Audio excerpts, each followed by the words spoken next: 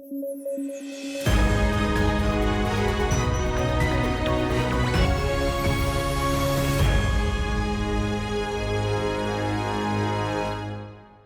News at 9 programme में आपका स्वागत है। मेरा नाम है वीरत दुबे। आइए नजर डालते हैं आज की हेडलाइंस पर। पनामा हुआ बीआरआई से बाहर, चीन ने लगाया यूएस पर आरोप। पनामा नहर को लेकर यूएस को है आपत्ति। फ्रीबीज पर सुप्रीम कोर्ट सख्त, सरकार से किए गए सवाल, लोगों को मुख्यधारा में शामिल करने पर दिया गया जोर। और एआई एक्शन समिट हुई समाप्त, भारत ने की अगली समिट की मेजबानी की पेशकश, यूएसए ने की एआई पर कम रेगुलेशन की मांग।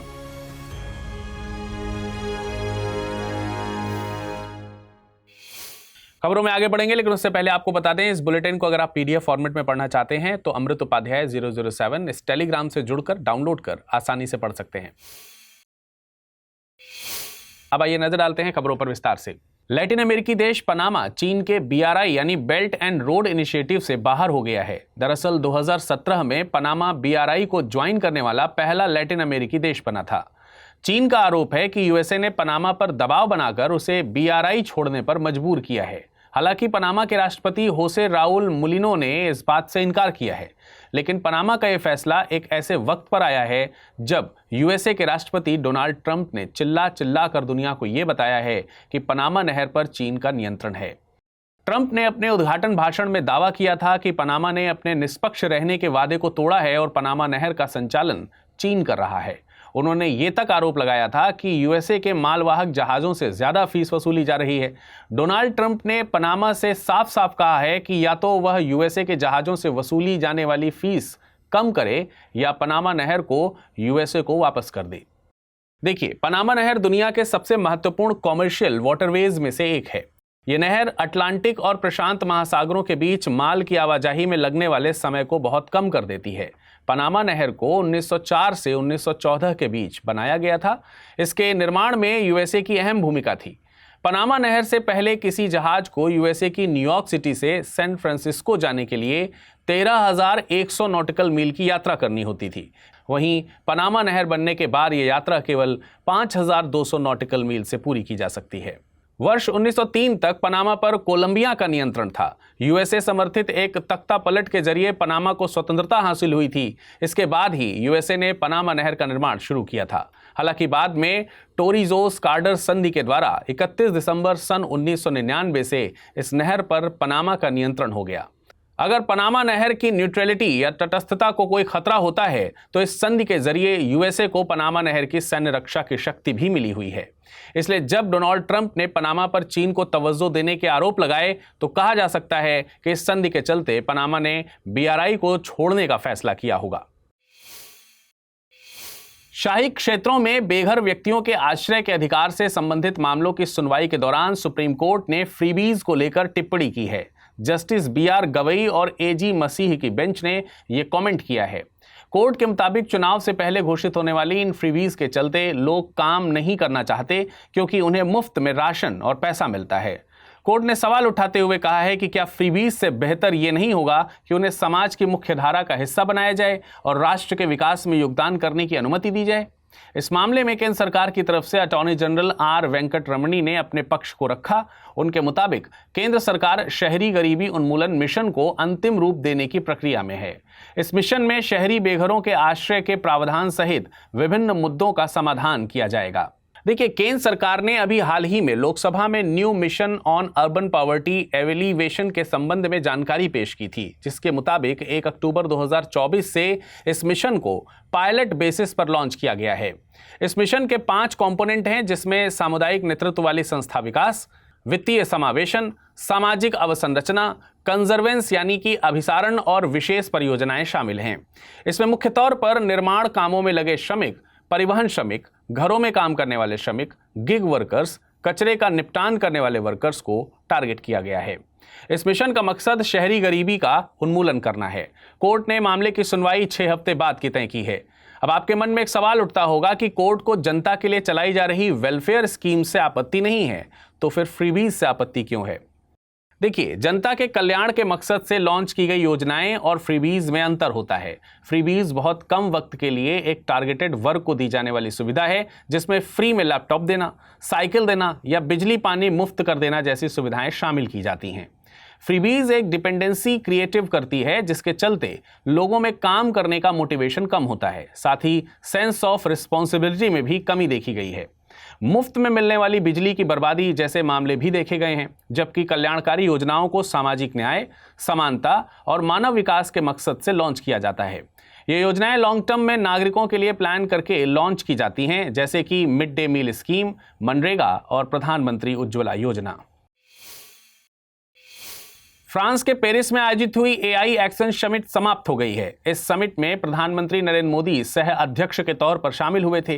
भारत ने अगली एआई समिट की मेजबानी के लिए दावेदारी पेश की है। साथ ही प्रधानमंत्री नरेंद्र मोदी ने कहा है कि एआई को लेकर सबसे बड़ी चिंता ये है कि लोगों के रोजगार खत्म ये कर देगा। ये चिंताएं हर तकनीकी के लॉन्च होने के साथ सामने आती हैं। एआई के साथ भी जॉब चुनौतियां आएंगी, लेकिन इसमें काम का नेचर बदलेगा, काम के अवसर नहीं। नई तकनीकी अपने साथ नए जॉब के अवसर भी लेकर आती है। समिट में inclusive and sustainable artificial intelligence for people and planet statement जारी किया गया। इस स्टेटमेंट में एक ह्यूमन सेंट्रिक एथिकल एआई पर जोर दिया गया है, जिस पर 58 देशों समेत यूरोपियन यूनियन और अफ्रीकन यूनियन ने हस्ताक्षर किए हैं, लेकिन यूके और यूएसए इससे बाहर हैं। यूएसए का तर्क है कि एआई के क्षेत्र में रेगुलेशन को कम किया जाए। यूएसए का मानना है कि एआई की संभावनाओं को देखे जाने की जरूरत है। इस मौके पर India France declaration on artificial intelligence भी अपनाया गया है। साथ ही India France year of innovation 2026 का लोगो भी लॉन्च किया गया है। Indo French centre for the digital sciences के लिए भी एक समझौता किया गया है और इसके अलावा स्मॉल मॉड्यूलर रिएक्टर्स के निर्माण को भी लेकर भारत और फ्रांस के बीच एक समझौता हुआ है। साथ ही फ्रांस के मार्सिले में भारत के वाणिज्य दूतावास का शुभारंभ भी किया गया है।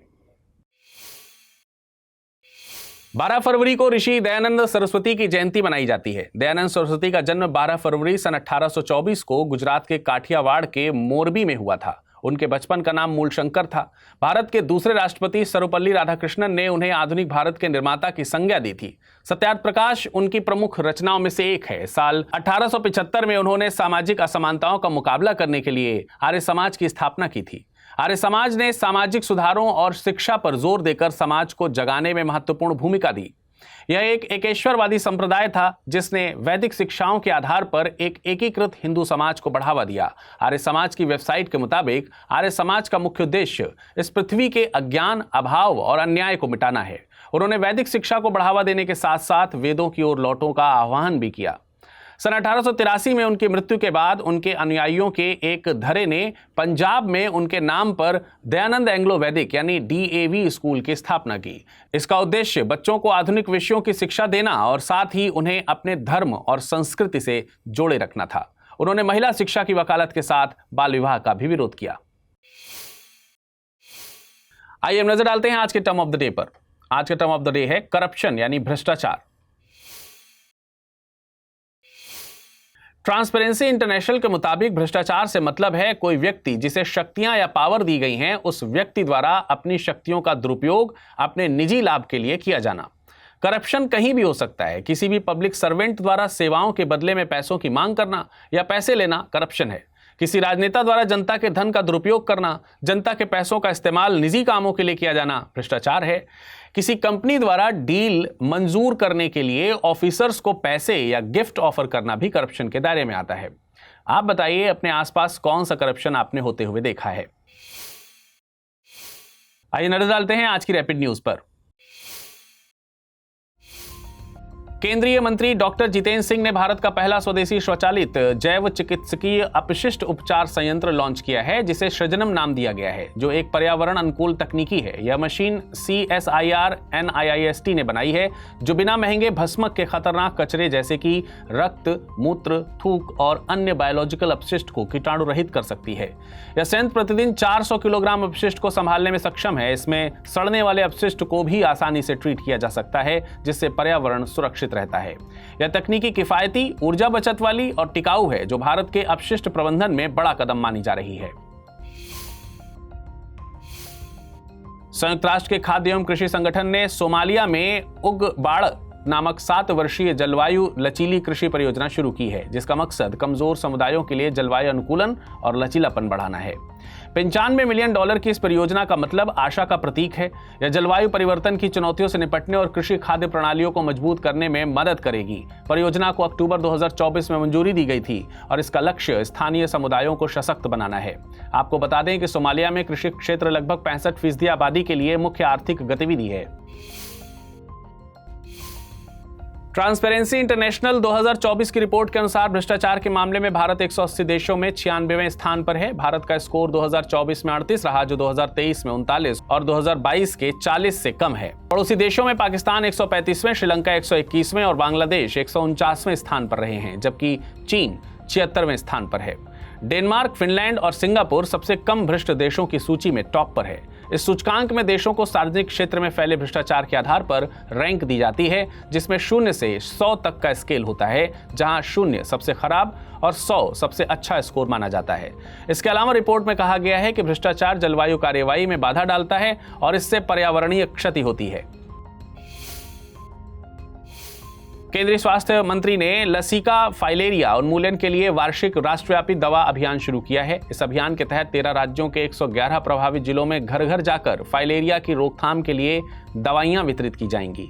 लसिका फाइलेरिया को आमतौर पर हाथी पांव के नाम से जाना जाता है। यह बीमारी गंदे पानी में पनपने वाले क्यूलेक्स मच्छर के काटने से फैलती है। इसमें मनुष्य के पांव और अन्य अंगों में सूजन आ जाती है। भारत ने इसे 2027 तक खत्म करने का लक्ष्य रखा है।